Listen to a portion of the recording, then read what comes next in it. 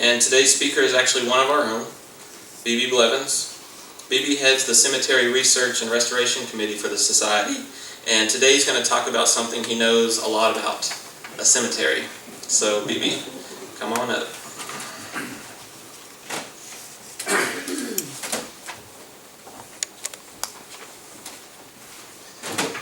Good afternoon, everybody. Jacob's manning the machine for me here, so do it by eye contact, I guess. First of all, this is sort of a lazy man's presentation because there's some bullets here, and I've been back as far as the second row, and I can sort of see it. My eyes aren't perfect, but I can sort of see them. So if you want to move up a little, and there's stuff here, but it saves me from actually reading them. If you can take a look at them, but if you can't see it, let me know, and I'll go through it in detail.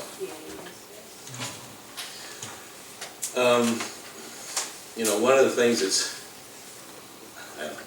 historians have an addictive behavior, and it's basically you always want to know the rest of the story. And when you start working on these abandoned cemeteries, and you see people's names on grave markers. It's the perfect place for a historian who wants to know the rest of the story. Unfortunately, it takes a lot of time to sometimes figure it out.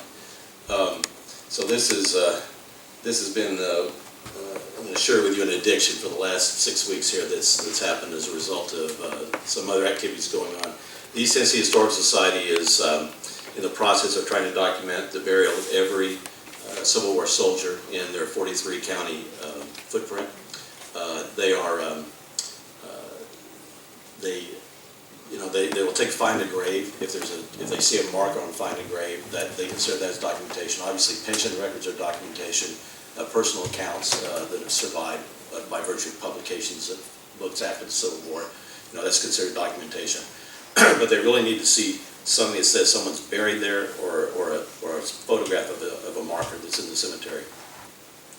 I was, because of what I do here, I was contacted by their person, and they were specifically looking for information on Colonel William T. Gass. He lived Sheffield at the time, Pennine today, and he has a Find a Grave memorial on the Find a Grave website, but there's a notification that he has a marker, but there's no photograph of his marker. So I endeavored to go out there and get a photograph. And Jake, why don't we go to the next slide? Now, you will know exactly where this is as soon as I tell you that. This is Tidwell's strawberry stand right here, okay? So I can't believe none of you passed that on the road. It's Highway 27. Highway 27? Yes. Okay. You're tricking me. And here's, you can see the Gass Family Cemetery is just a little bit off here. It's sort of interesting that a lot of these cemeteries were first started in the 1840s. And there's sort of a series of them that run up and down the valley north of Dayton.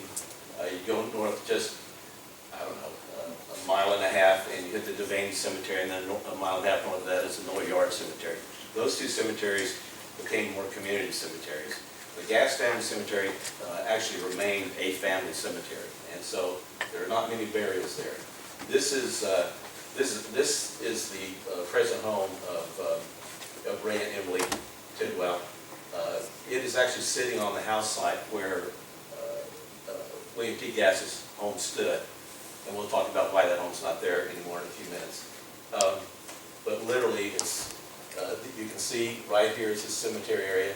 The other thing sort of interesting is this road right here is the old wagon road. It's literally cut deep into the ground here that ran along this side, as close as you could to the highway there. It's not the Back Valley Road. It was another road that sat in between and for all I know, it's this.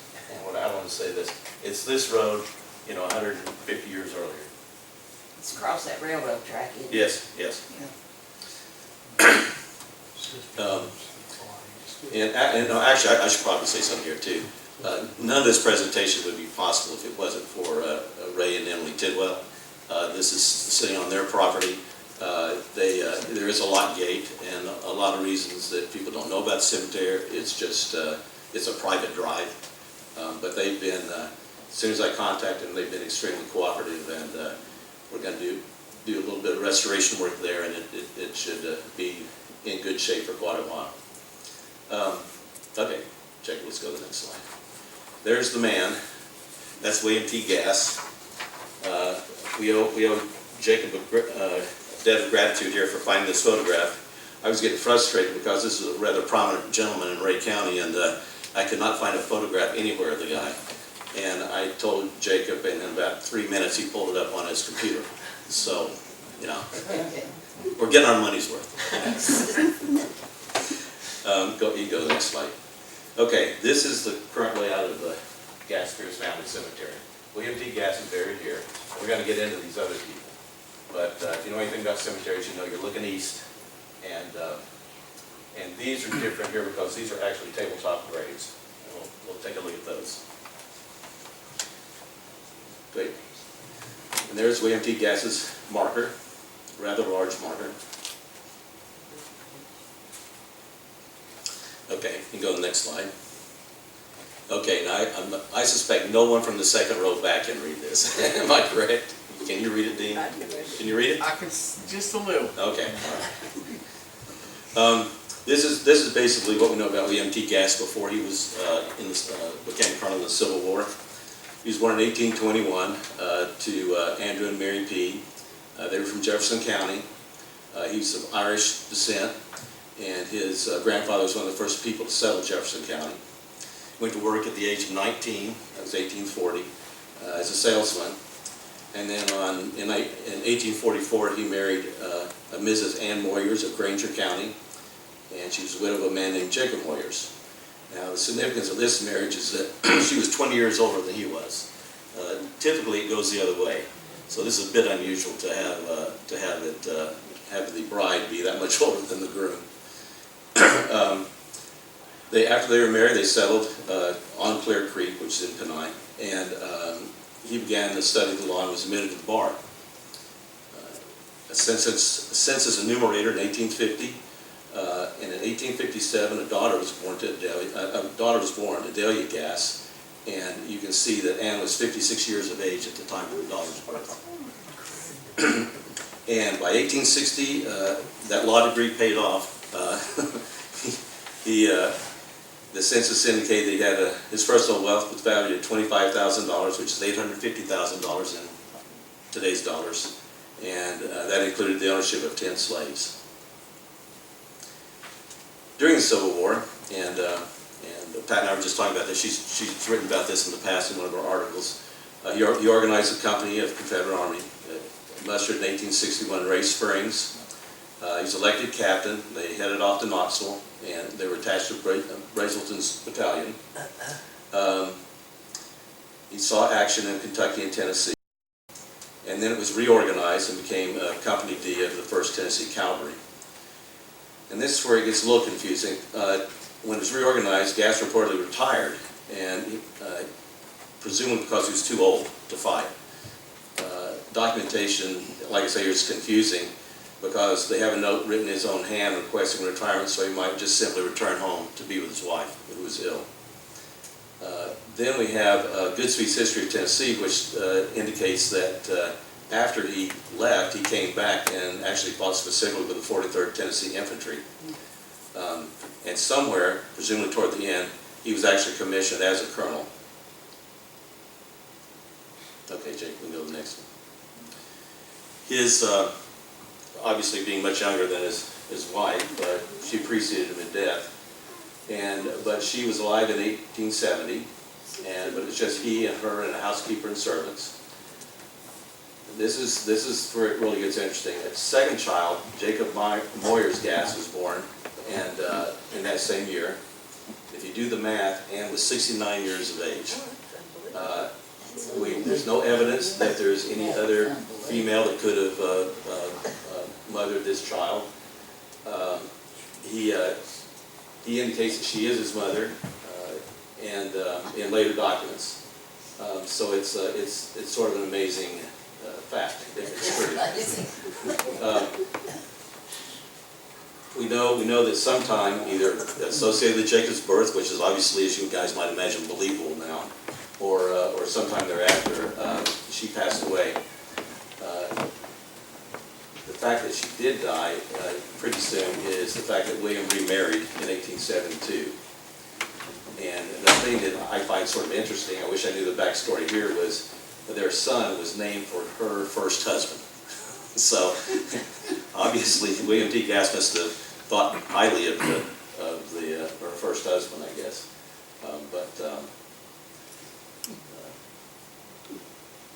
Okay, so now in the cemetery, there's an unmistakable grave here. It's not marked in any way. The ground is sunken. So the presumption is that this is where Ann Moyers is buried. She's not. We found no other grave for her anywhere else in Ray County, and she resided her entire life in Ray County. So we're pretty confident about that.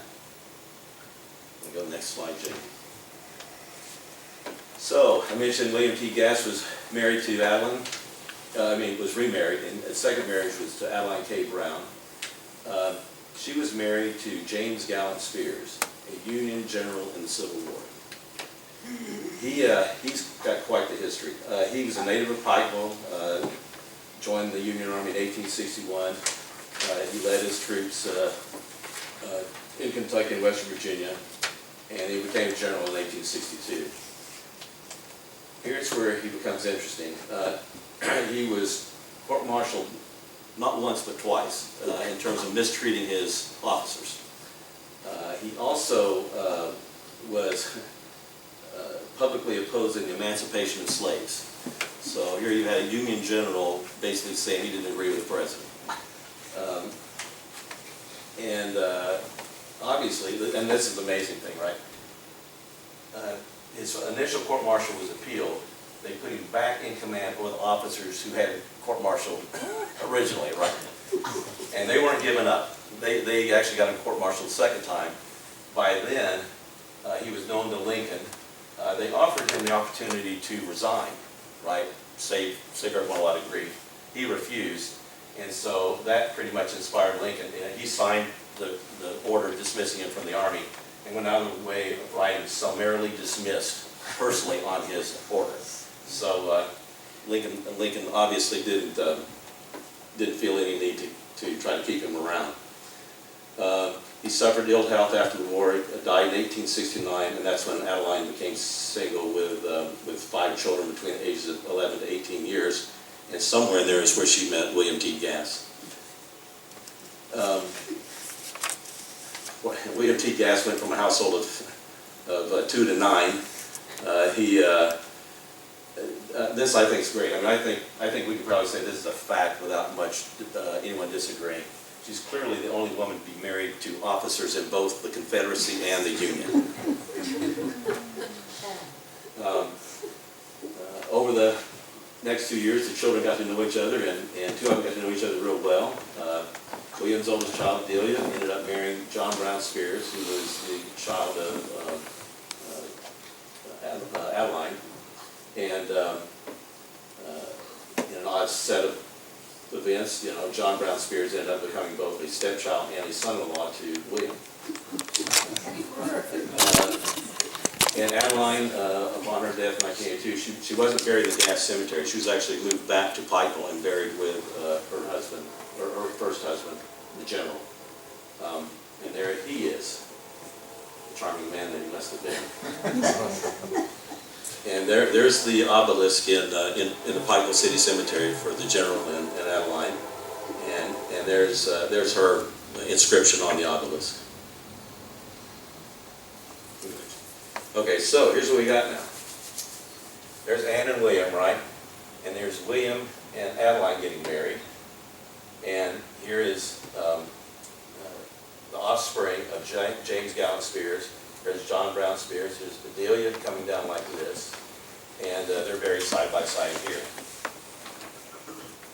So it's starting to look like a little bit more like spaghetti here, and we're not done. And I actually call this populating the Gass Spears Family Cemetery. So we'll go back and look at another chart that shows where all these people are buried. But here are the children that are children and one brother to John Brown Spears that are actually buried in the cemetery. Bessie Spears died young. Her death date's unknown, sometime prior to 1900. Jacob Spears shows up in the 1900 census, but then he's gone. And again, it's a small grave in the cemetery, so we assume he died shortly after 1900. James Gallant Spears is the younger brother of John Spears. And he died of Graves' disease in 1927 at the age of 70 years. He was married, but then he was divorced prior to 1910. He boarded in a household of Lee Cox in 1910, and then he was in the household of John and Adelia Spears, probably on the property, for probably a period of 10, maybe 10 or 10 years or longer. The thing that's sort of ironic here is, you remember his Jacob Gallant Spears' father's position on slavery. Lee Cox, that household was a black household in Ray County. So in one generation, the son of James Gallant Spears is actually living in the household with a black family in Ray County. Pearl Spears Johnson, that's a daughter of John and Adelia. She died in 1932 at the age of 48 from clothes catching on fire. When I was talking to Ray and Emily told me about the fact that they knew where the original house sat, and they had heard that one of the daughters had gone down in the basement and set herself on fire, and that she had run out and got to the spring house and put the fire out. And that was as much of the story as they knew. When I acquired the death certificate for Pearl, it tells you that she died from her clothes being burned, her clothes catching on fire. So there's obviously some truth to the story, but she didn't survive the event.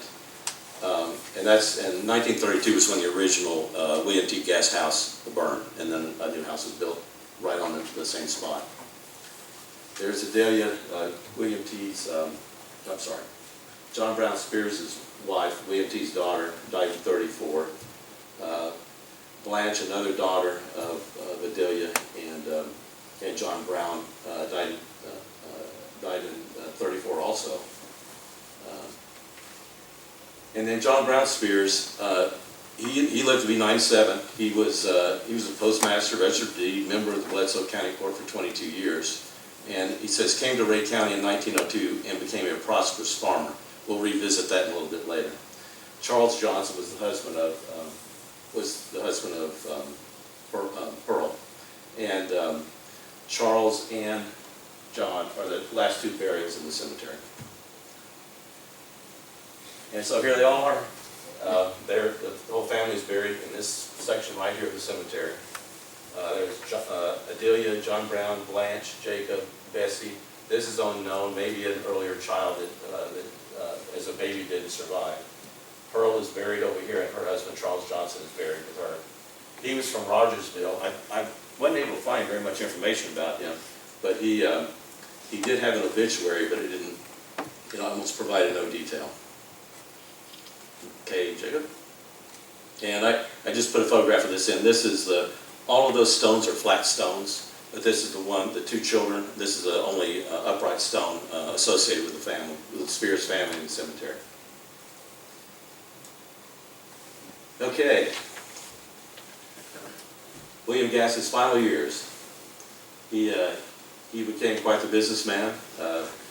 Added to his farm, was in mining, coal. He owned 1/3 interest in what was the Clear Creek Grist and Sawmill at the time, and it had a carding factory associated with that. He continued his law practice. He ended up owning 8,000 acres in Ray County. And I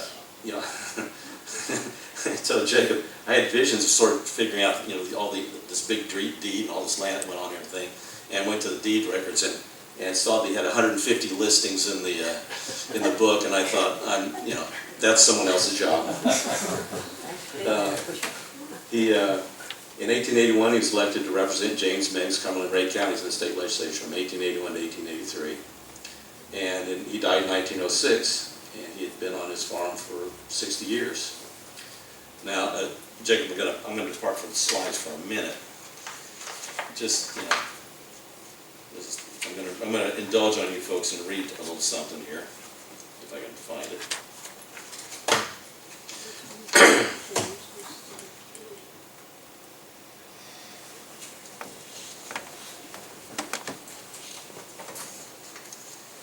This is from a Rayne County deed book. And this is, I'll come back and say it again, but this deed was filed in 1881. Incidentally, the year that he went to the legislature. For the love and affection I have for J.B. Spears, John Brown Spears, and Adelia G. Spears, I have this day bargained and sold, and do by these presents transfer and convey to them jointly the following described tract of land, or parcel of land, to wit. It's basically 700, well, I'm going to read it. Lying in the 4th Civil District of Rayne County, Tennessee, known as my home farm, bounded on the north by the lands of Henry K. Miller, on the east by lands of Gilbert Reed and D. Waterhouse, heirs, on the west by the foot of Walden's Ridge, on the south by the lands of W. P. Darwin and John Stansborough, containing an estimation of 700 acres, the same more or less to have and hold the said tracts of land and any parcel thereof themselves and their heirs forever. He goes on to, says, and I do covenant with the said J.B. Spears and Adelia that set aside from the encumbrances above set out, said land is unencumbered and that I have a good right to survey. I do further consent that said grantees that I am seized of the land and bind myself and my heirs to abide by this transaction. Then, in 1902, we have a deed entry that says, for in consideration of the sum of $1,350, I hereby sell, transfer, and convey unto Brown Spears and his wife Delia Spears my life interest in the property I have heretofore conveyed to them same 22 years ago. Situated in the Old 4th District, Tennessee, near Sheffield, known as Gass Home Farm. That deed was personally recorded by Gass on December the 12th, 1902. So, William Gass passes away in 1906, and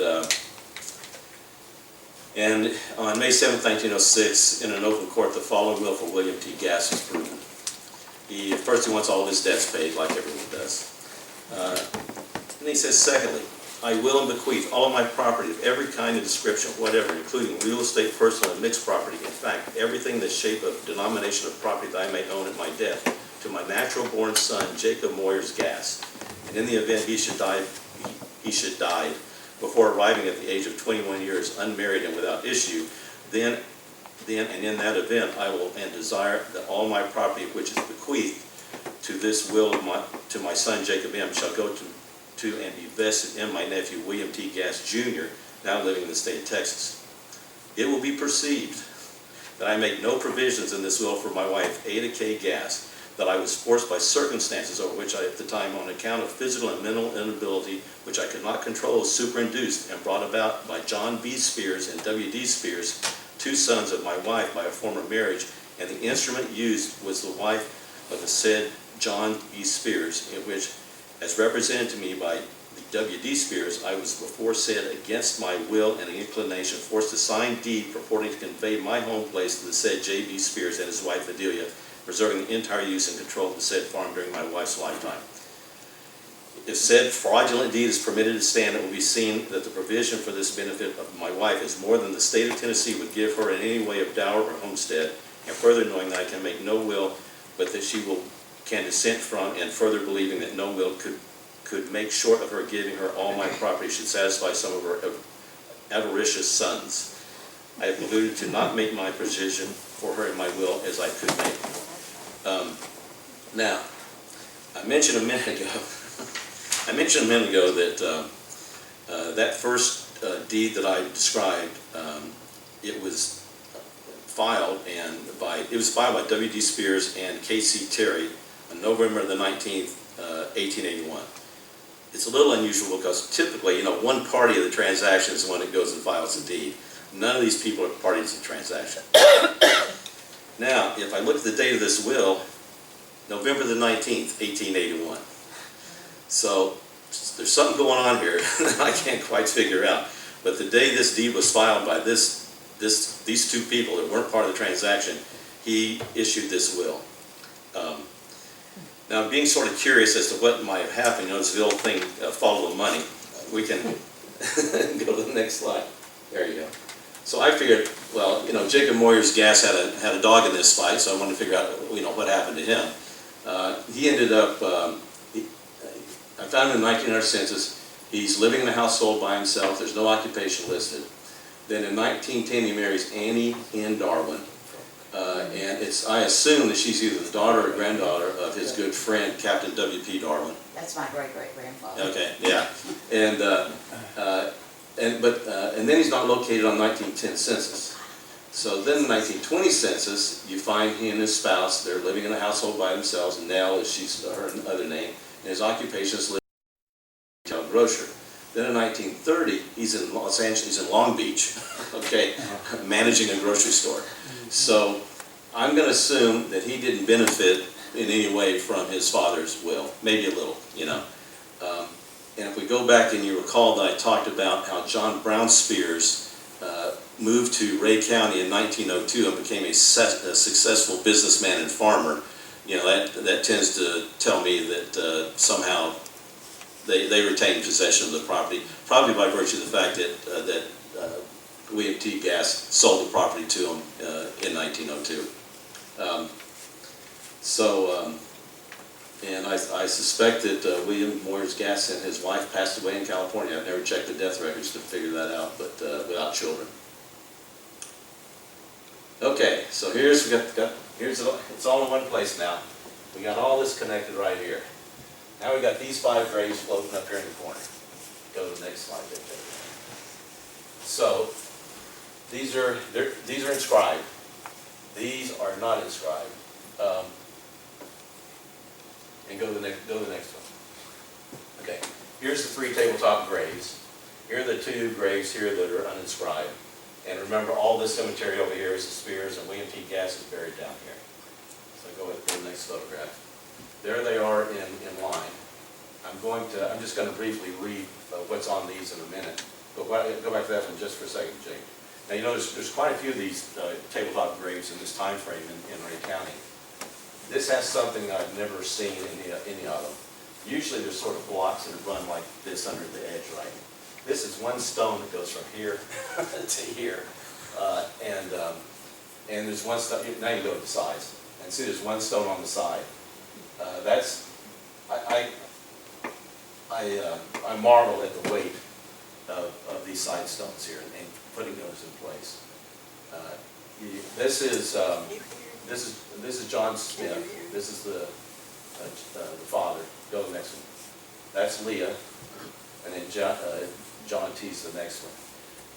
You know, it's interesting because they all are constructed identical. They have the same same style of cursive writing on the tombstones, and my guess is that they were all actually done at the exact same time because they are so similar.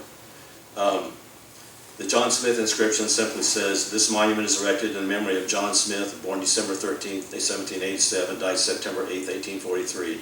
He was an affectionate husband, a loving and kind parent, a member of the M.E. Church for a number of years, and died in the full assurance of blessed immortality." Then Leah's reads, "This monument is erected in memory of Leah Smith, relict of John Smith, born January 8th, 1787, died November 1st, 1847. She was a loving and doting mother and member of the M.E. Church a number of years, and died in the full triumph of the Christian faith." John T's, their son's memorial just simply has his name and dates of birth and death. You can go to the next. Okay, the family of John and Leah Smith. We just went over the birth. He was married to Leah in Jefferson County in 1806. And this is pretty significant. A lot of this information is a result of research done by a woman named Elaine Smith, and she's descended from one of the William R. Smith that's buried in the cemetery. They're under one of those unmarked stones. She's not her husband, I'm sorry. Someone evidently had a conversation with Seth Talent at some point in time, because she was telling me that she was told, well, she's been doing research for 20 years. She was told probably that he was a large landowner in Old Washington. And then in W.B. Allen's histories, he reported that John Smith was in the county in 1817. And this is a note that there's a record of her being a member of the Luminary Meeting House in 1823. They recorded the census records for 1830, 1840. John is, the bottom line here is John is active in the county. He's buried there, he dies in 43, becomes the first person presumably buried on his farm. And then Leah, shortly thereafter, they purchased 3 slaves for Leah.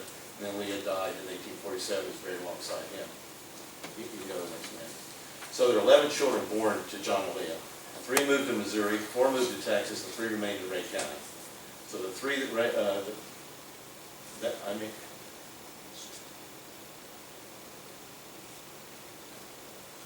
4 moved to Ray County, right? We'll find out here when we go to the next slide. John T. Smith served in Waterhouse's company during the Seminole War, they called it the Florida War.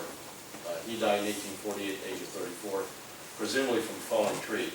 Conrad Auld, was the wife of William F. Smith, and William, which is a brother to John.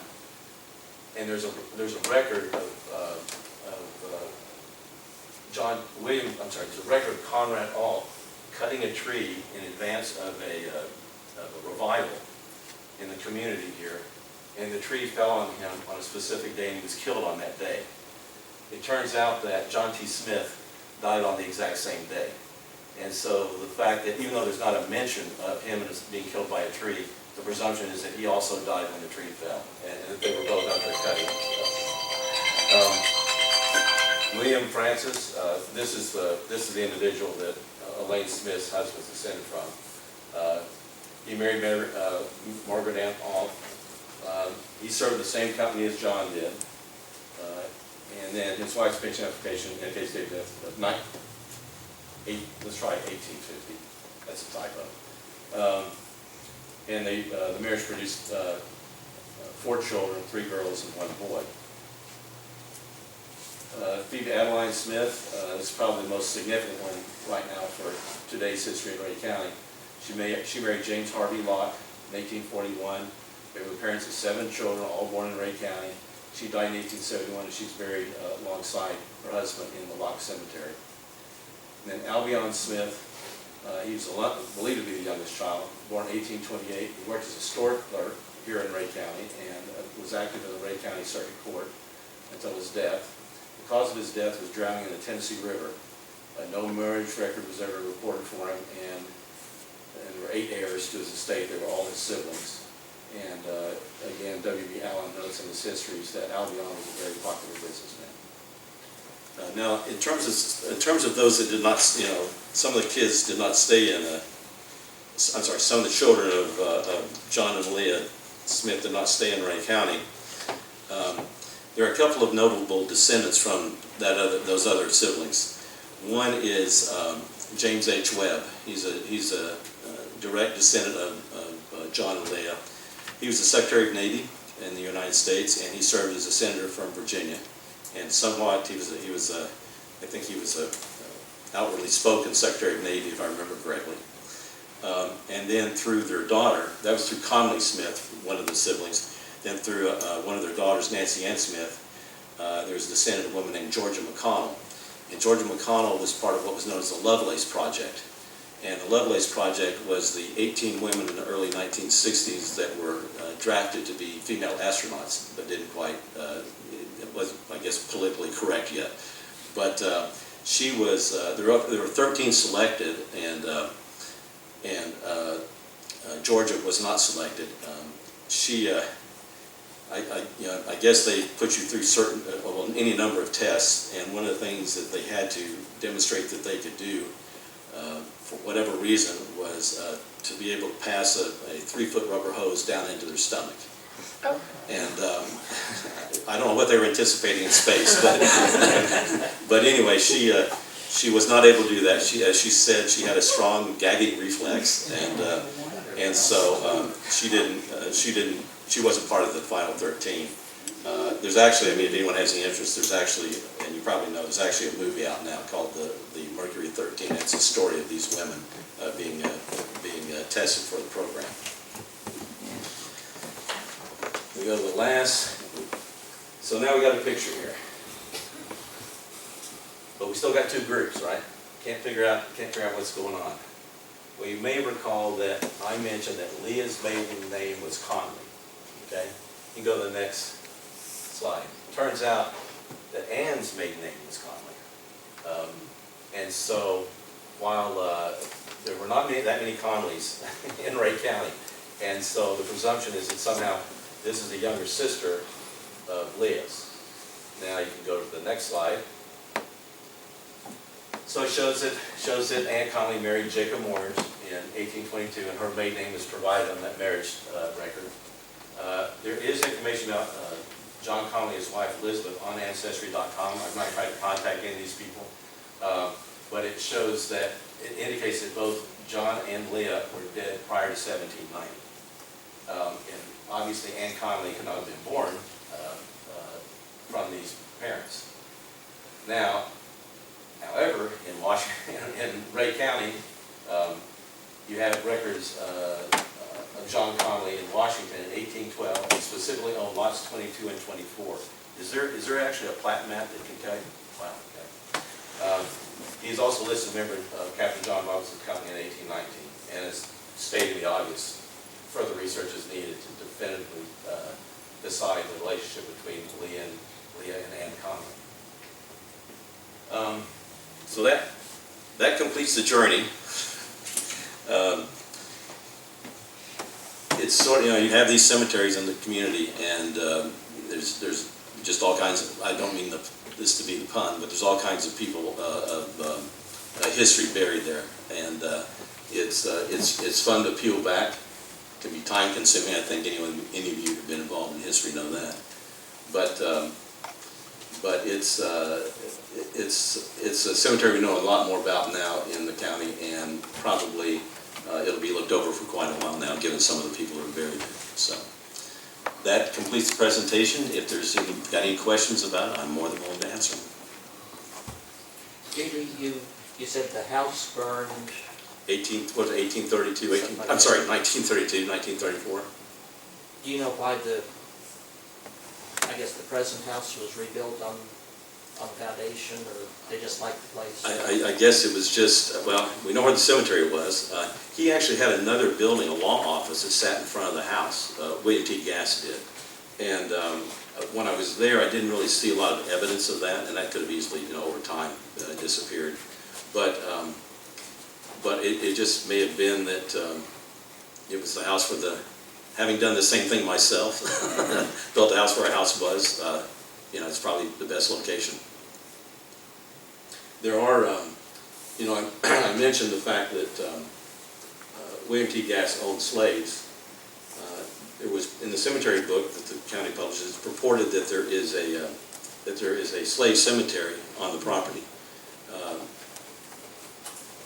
Ray and I went to where, it has a very specific description. It's a half-mile south of the house. And there's actually a rise there, half-mile south of the house. And so Ray and I walked around the top of that rise. I didn't see any evidence of a cemetery. There was, in the 1937 USGS map, there's a structure, if you came, I don't know if you want, can you go back to the very first slide, easily? When Cecil Smith and Gary Drinker were mapping the cemetery, they didn't find any. They looked for it, of that. but they did look for it, yeah. Yeah, that was in '96. Yeah, see that, so the old road's coming like this, right? You get down here on the 37, and we're up here on this hill. There's a hill right in here, like right in here. And there's actually a building indicated on the map right here. And so again, thinking about the fact that there's a possibility that Lee Cox is, and if you look at the sequence on the census records when that census was taken, he's sort of in this neighborhood. I mean, you never know where the census taker goes, right? But he's sort of in this neighborhood. So the presumption is that might have been a black family that descended from some of the slaves that William T. Gass owned. And so that was a candidate there, and Half Mile was about here. So we sort of walked over this. But this thing is just hard limestone. I mean, it really is just limestone at the surface, and you can't really get into it. Now, I found another map, and if you go a half a mile this way, there's another structure there that Ray didn't know about, and I've been back since I found this out. So the information that Gary and Cecil working on was from the WPA survey in 1938. Yeah, they had said it was a fourth of a mile Yeah, fourth of a mile. south of Spears Home. Yeah, and as good a document as that is, a WPA document, they literally have, we've got experience with it, they literally have people buried in the wrong cemeteries. Yeah, And so I'm been a not, lot of that. yeah, so I'm not necessarily, when I saw that structure up there, I'm not necessarily wedded to the fact that they knew which direction they were looking when they wrote that, okay? So now, and I talked to Ray, that's a new area of exploration. We'll get back up in there and see if we can find anything that looks like a burial ground, for lack of a better term. And if he owned 10 slaves in 1860, you know, and he was there since 1843, you know, there's a likelihood that there is a burial ground there somewhere. And it could be anywhere, It could be the anywhere. way WPA works. Yeah, yeah, that's right. Phoebe, go over to the opposite side of the screen. Yes, sir. See the road coming out from the side? Right here?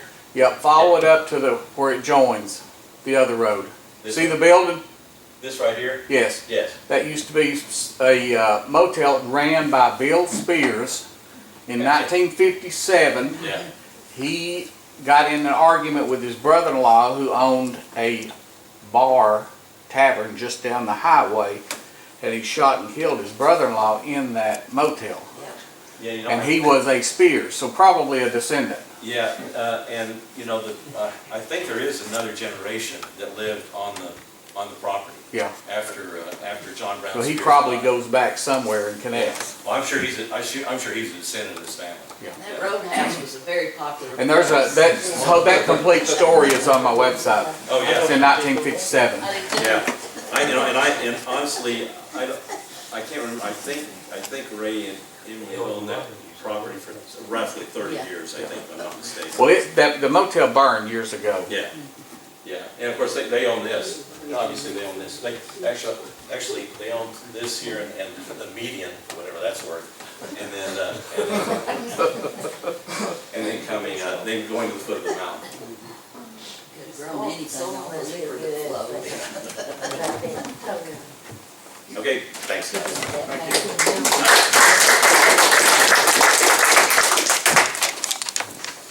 Thank you, BB. It never used to amaze me how many stories can come out of cemeteries, and just to think that there's over 200 cemeteries just in Ray County. It's a lot of stories to tell. It's a lot of time to find those stories, and we thank you for all your efforts, what you do for cemeteries. Just wanted to give you a heads up, in July meeting, the program will be by a local author, local as in he's from McMinn County, Tyler Boyd. He has a new book out called Nellie Kenyon, Trailblazing Tennessee Journalist. And for July, we always kind of gear it towards Scopes, since the Scopes Festival will be going on. Nellie Kenyon was a journalist here at the trial. So that'll be in July. If there's nothing else, we'll adjourn the meeting. Thank y'all.